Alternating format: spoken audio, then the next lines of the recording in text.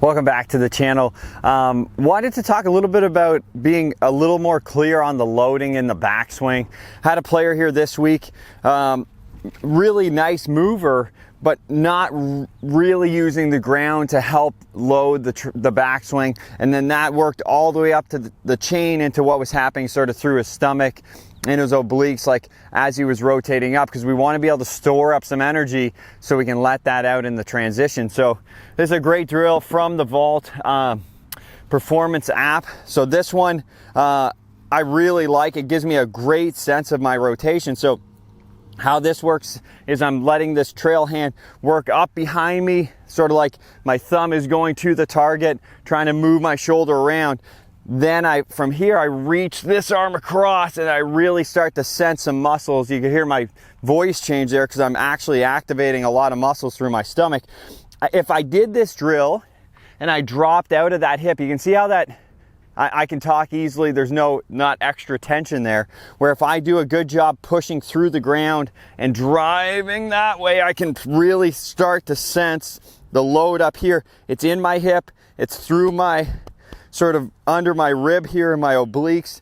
Really great sense of a load up, because from there, right when I start to go, everything's going to want to unwind. So if I move this cart a little bit, and so if I drop out of my hip, I'm not going to have any tension to use in the downswing. So it's going to be a lot of me muscling my hands into position, where if I can load up like that drill, load up, load up, load up, load into that hip, get that stretch through here. When I start to go, everything's going to want to go. My arms can be nice and relaxed. So again, I'm up. Oh yeah, that's the feeling that I'm trying to get.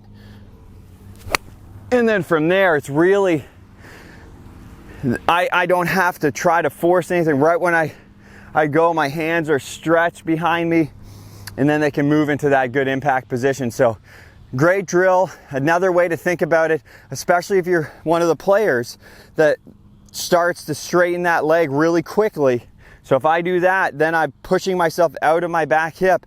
Obviously I'm not opposed to this trail leg getting longer, but we still have to keep that connection with the ground, keep loading into that backswing. If you find it hard to do that drill and get all the way to the top, so if you get to here and you feel like, oh, that's the most you can do, you might want to let everything turn a little bit more together here, then try to get the stretch a little bit later. That can help you lengthen your swing. If I restrict and I get too much tension here too early, I'm going to have a tough time getting all the way up to the top. So if that's the case, you can let your body turn, then feel like in the second half of your swing, you're starting to create that big stretch. Really should produce a lot faster club speed, because you're using the muscles more efficiently, a little less tension sort of through the hands, but that energy now can get out to the club, which I think obviously is the main part of the game. So if we can get that load up and then the energy all the way out to the club, it's going to make it a lot easier. If I'm not loaded and I start to try to muscle my hands into the position, you're not going to be very efficient, and it's going to be a lot of effort for low output, which is never a good combination. So hope this helps. If you need any more help for your game, make sure you check the description below.